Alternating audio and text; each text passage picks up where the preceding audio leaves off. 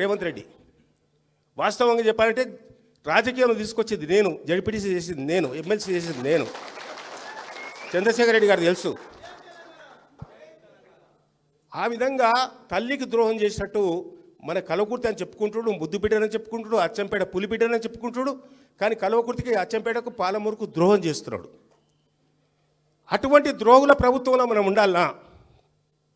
ఏం చేస్తున్నారు? కాబట్టి ఈరోజు మీరందరూ కూడా భవిష్యత్ కొరకు, మన కొరకు కాకుండా రేపు భవిష్యత్ తరాల కొరకు మళ్ళీ కేసీఆర్ గారు రావాలి, ముఖ్యమంత్రి కావాలి. కేసీఆర్ ముఖ్యమంత్రి అయితే మళ్ళీ తెలంగాణ రాష్ట్రం బంగారు తెలంగాణ అవుతుంది.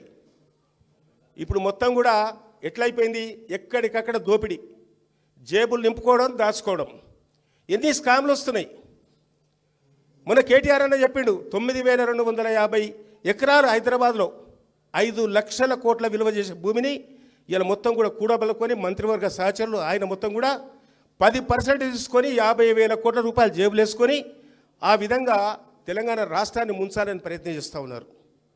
ఇలా హరీష్ రావు చెప్పిండి నిన్న 50,000 కోట్ల రూపాయల కుంభకోణం ఇలా కరెంటు మీద, మళ్ళీ ఏదో విద్యుత్ కేంద్రం అంట.